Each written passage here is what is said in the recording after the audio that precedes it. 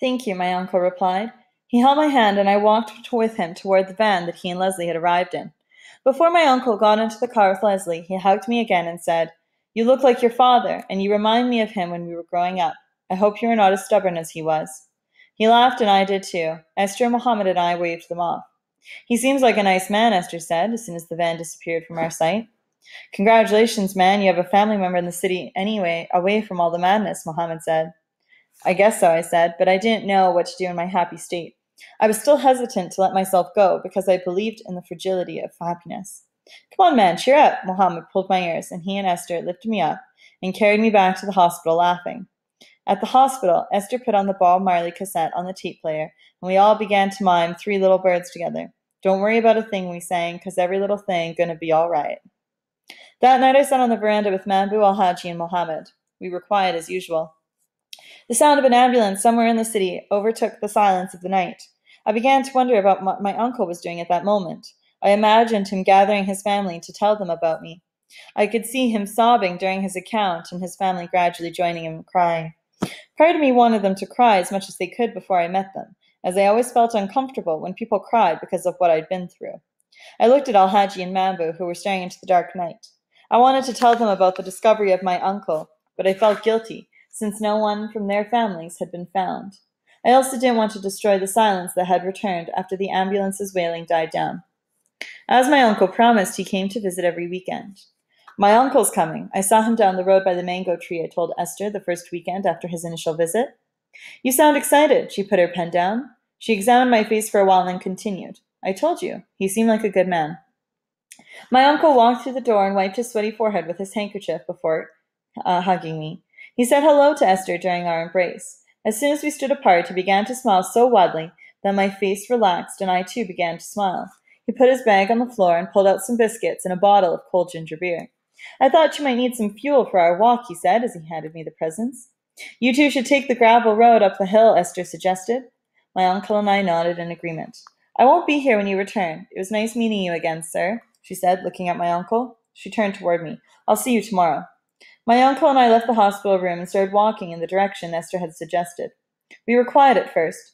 I listened to the sound of our footsteps on the dusty road. I could hear the rattling of lizards crossing the road to climb the nearby mango tree. I could feel my uncle's eyes on me. "How is everything? Are they treating you well at this place?" my uncle asked. "Everything is fine here," I replied. "I hope you're not as quiet as your father," he wiped his forehead again and then asked, "Did your father ever talk about his home?" "Sometimes he did, although not as much as I wished he had."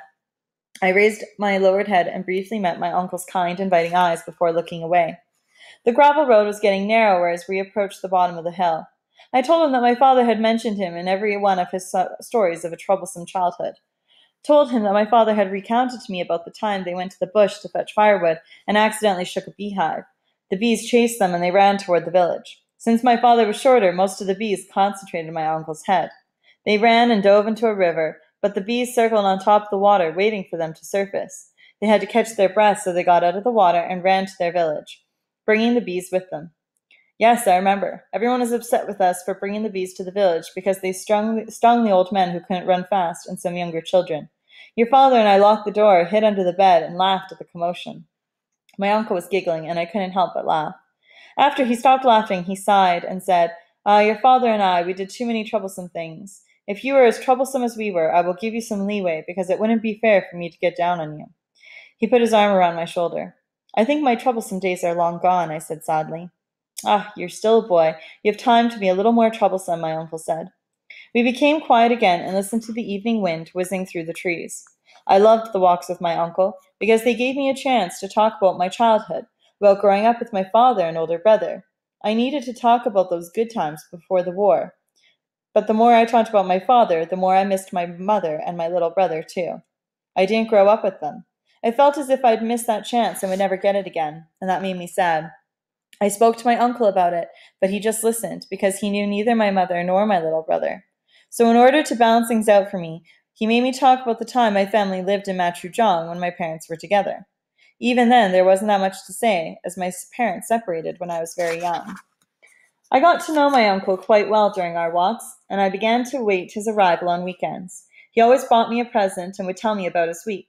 He talked about the roof he had built for someone's house, the beautiful table he'd had to complete the next day by polishing it, how well my cousins were doing in school.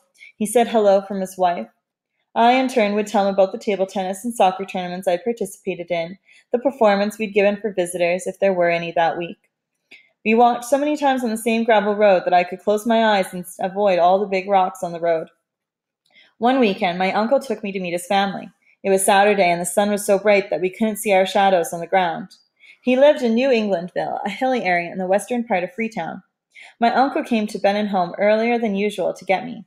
We took a noisy lorry to the center of the city. My uncle and I were quiet for a while, but began to laugh, because the two men sitting next to us were discussing which palm wine was better, one that was tapped from a standing palm tree or one that was from a fallen tree.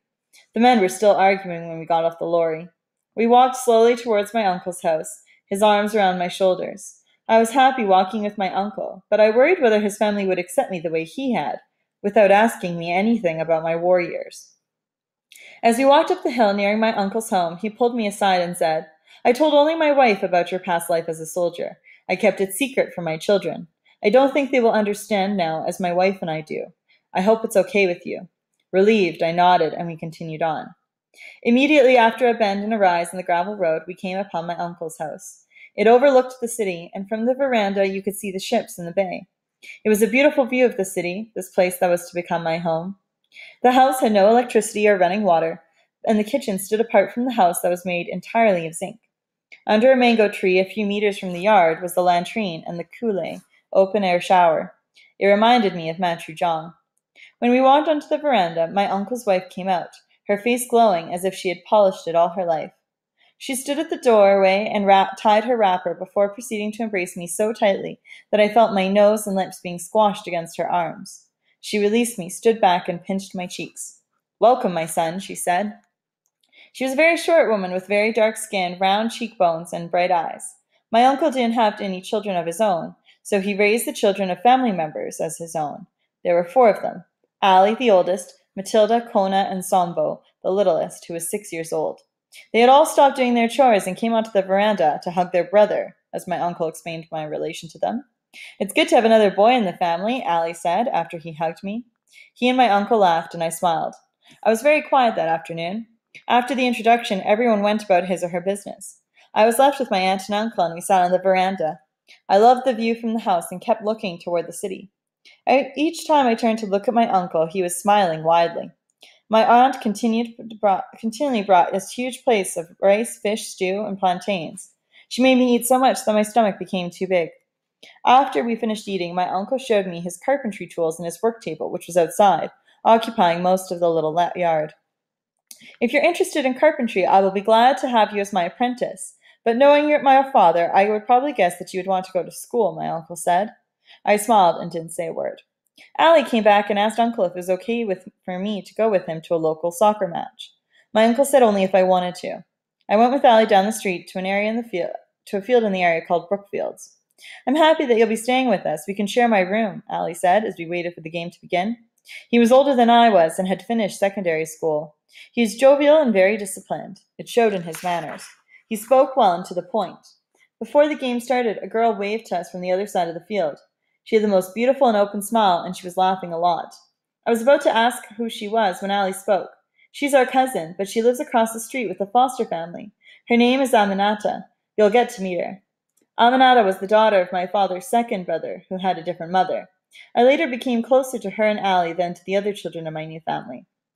During my many walks with my uncle, I learned that my grandfather had had many wives and that my father had brothers he never talked about. My father was the only child from his mother's side. At the soccer match, all I could think about was the discovery of a family I never thought existed. I was happy, but I had become accustomed to not showing it. Ali laughed throughout the game, and I couldn't even get myself to smile. When we returned, my uncle was on the veranda, waiting to take me back to the center. He held my hand as we walked to the bus station. I was quiet the entire trip. I spoke only to thank my uncle after he'd given me transportation money to use if I decided to visit on my own. At the entrance of the center, my uncle hugged me, and as we parted, he turned around and said, "I'll see you again, my son."